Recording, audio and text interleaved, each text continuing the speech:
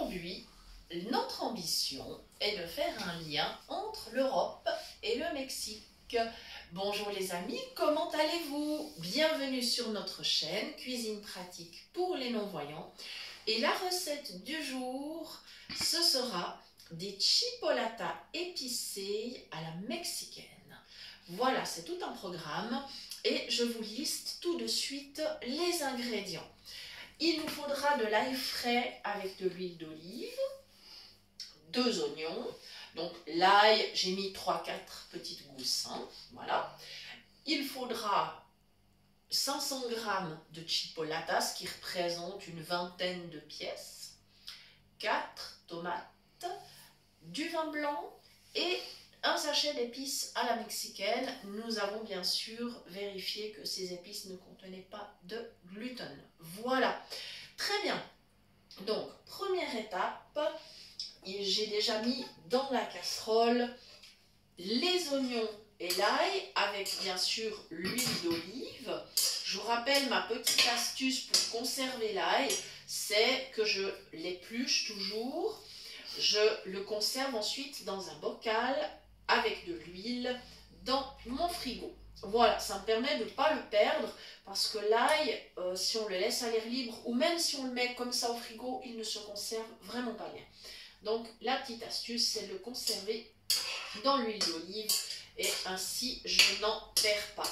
Voilà, donc je commence à chauffer tout doucement. Je fais attention de bien positionner ma casserole, c'est-à-dire que je vérifie avec mes mains sur le haut de la casserole que la chaleur soit bien répartie. Voilà, c'est bon, je n'ai plus de sensation de chaud autour de la casserole. Donc, c'est que je suis sur la plaque, c'est OK. Mes petites chipolatas sont dans une assiette et je vais les couper, on va dire en 3. Comme ça, ça sera très facile de les manger. On n'aura pas besoin de les recouper dans l'assiette. Voilà, c'est ultra simple. Et donc, je les prépare tranquillement. Voilà, et pendant que je réalise cette opération, je vous propose de faire une mini pause avant d'attaquer l'étape suivante. À tout de suite. Voilà, nous sommes de retour et vous entendez que dans ma casserole, c'est en train de rissoler. Il y a donc l'ail, l'oignon, l'huile d'olive et maintenant les chipolatas. On est passé à l'étape des tomates. J'ai de très belles tomates. Je dois vous avouer que ça n'est pas encore complètement la saison, mais je ne peux pas résister à la tomate. C'est un légume que j'achète vraiment toute l'année. Et oui, je sais bien, ça n'est pas très écologique, mais je fais attention à tellement de choses au niveau de l'écologie. Je vous garantis que je me donne un mal incroyable. Alors honnêtement, là, j'ai pas de scrupules. Voilà, on ne peut pas être parfait et je ne le suis pas. Voilà, donc je suis en train de préparer mes tomates. Je coupe en 2, j'enlève le cœur.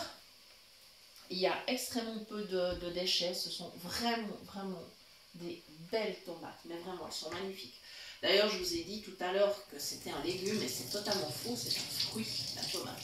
Voilà, je vous dis des bêtises en plus. Voilà, pendant que je suis en train de les préparer, je voudrais adresser quelques petits remerciements, parce que ça fait un moment que je ne l'ai pas refait. Donc déjà, un remerciement à vous tous qui nous suivez.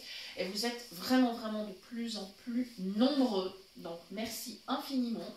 Et nous avons vraiment un grand plaisir à cuisiner pour vous. Et on espère que vous avez aussi du plaisir à refaire nos recettes.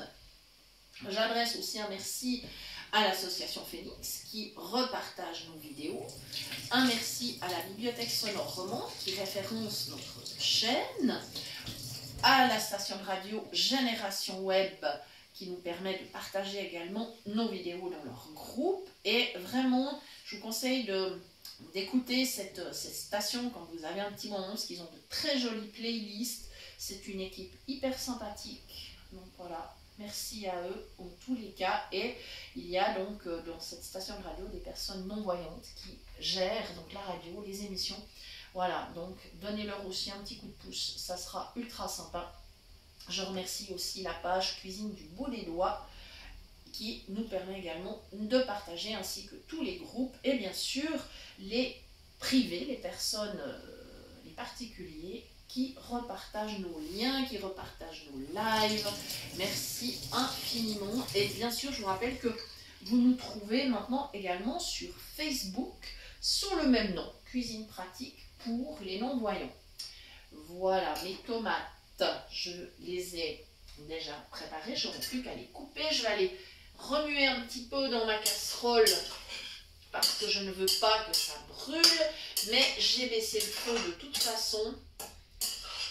Voilà, comme ça commence à sentir bien bon, je vous garantis. Et maintenant, je vais aller couper mes tomates au-dessus de la casserole. Vous n'êtes pas obligé de le faire de cette manière, hein. Vous pouvez tout à fait les couper par exemple avec une planche, les mettre sur une assiette ou dans un saladier, puis aller les verser après dans la casserole. Voilà, chacun choisit la méthode qu'il préfère. Moi j'ai vraiment cette habitude de directement couper dans la casserole. Voilà. Enfin, au-dessus de la casserole, parce que voilà. Voilà, et pour accompagner ce plat, aujourd'hui, on a choisi donc des frites, mais on ne va pas les faire nous-mêmes, on ira les chercher au restaurant de notre village, parce qu'ils en font des super. Et moi, très franchement, j'aime pas trop faire des fritures à la maison. Mais ce que vous pouvez faire aussi, par exemple, c'est accompagner avec des potatoes. Et puis ça, c'est super bon, c'est super facile à faire soi-même. On pourra vous repartager la recette sous la vidéo. Il n'y a pas de souci, parce que c'est tellement simple que ça vaut plus la peine, effectivement, de les faire soi-même. Et puis, c'est beaucoup plus économique. Voilà, il y a surtout cet aspect-là aussi. Cuisiner soi-même, ça permet quand même de manger beaucoup plus sainement d'ailleurs, et avec un budget au final très raisonnable.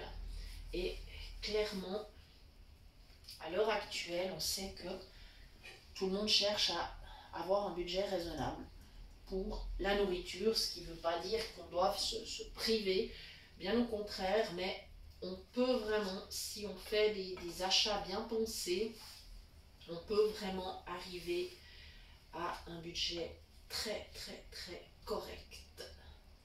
Voilà, je continue à faire une nouvelle petite pause parce que je termine mes petites tomates. On se retrouve dans un instant. Voilà, on est de retour une nouvelle fois. Là, j'ai mes épices mexicaines, donc j'ai ajouté mes tomates. J'ai 4 belles tomates que j'ai ajoutées dans ma casserole. Maintenant, c'est au tour des épices. Voilà. Et on ne rajoutera pas d'autres assaisonnements parce que c'est complet. Alors, pour quelle raison j'ai choisi ce mélange d'épices? C'est vrai que moi, je ne suis pas tellement pour les mélanges parce qu'il y a souvent justement des additifs et des choses peut-être pas très intéressantes.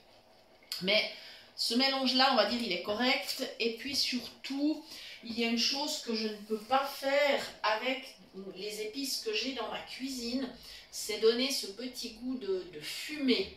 Voilà, alors comme j'avais particulièrement envie d'avoir cette saveur-là, eh bien, il faut faire un petit compromis de temps en temps pour faire des concessions.